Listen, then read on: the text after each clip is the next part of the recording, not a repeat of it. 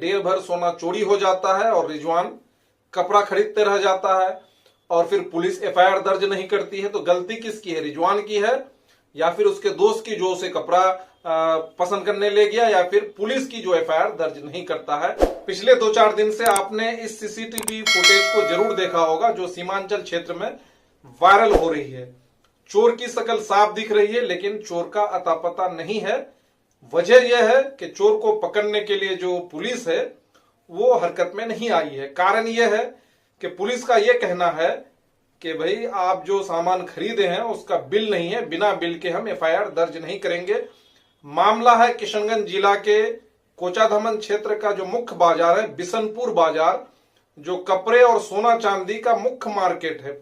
आइए जानने और समझने का प्रयास करते हैं कि कैसे ये घटना घटी और किस कारण से चोर सोना लेकर के फरार हो गया। सीसीटीवी फुटेज को आप अगर गौर से देखिएगा तो देखते हैं कि 3 आदमी है वहां, जिसमें 2 आदमी मोटरसाइकिल में खड़े होकर के अलग अलग साइड में गप मार रहा है और तीसरा जो है वो चोरी की फिराक में है। अब इन तीनों का संबंध चोरी से है कि नहीं, लेकिन जिसने चोरी की है तो उसका तो है ही है। लेकिन ऐसी शंका जताई जा रही है कि मुमकिन है कि ये दोनों जो मोटरसाइकिल में खड़े होकर के बात कर रहे हैं या बात करने की एक्टिंग कर रहे हैं, ये इन दोनों की भी संलिप्तता हो इस संबंध में। रिजवान आलम पिता मोहम्मद आलम, बैतबारी कुरेला, थाना क्षेत्र बहादुरगंज, वो अपने पुराने जेवर को, सोने का जो जेवर है उसको रिपेयर करने के मकसद से जाता है बिशनपुर बाजार और रिपेयर करने के बाद घर वापस आना चाहता है। लेकिन इस बीच क्या होता है कि उसके गांव का कोई उसका दोस्त, उसका सहकर्मी, उसका साथी मिल जाता है। बोलता है कि भाई कपड़ा मुझे पसंद करके दीजिए, हम घोरे कपड़ा लुआ हवे, कपड़ा ला पसंद करके दीजिए।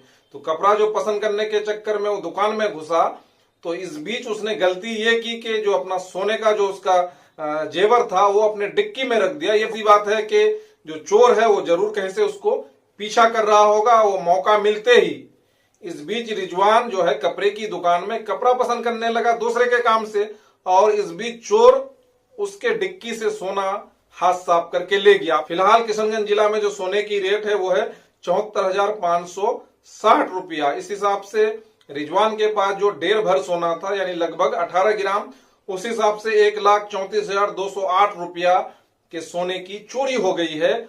घटना के बाद और सीसीटीवी फुटेज के साथ रिजवान चले जाता है बिशनपुर ओपी, जहां उसको जो वहां मौजूद पुलिसकर्मी होते हैं वो ये बताते हैं कि आप बिल लेके आइए तब मैं एफआईआर दर्ज करूंगा।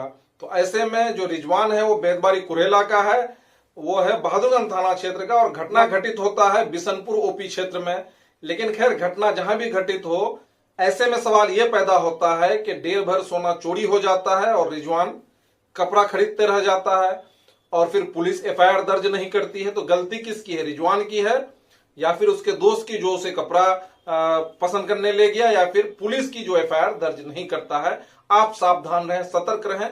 आप देख रहे थे फौजी ब्लॉग। जय हिंद दोस्तों, मैं फौजी। जय हिंद, जय भारत, जय भारत, जय भारत।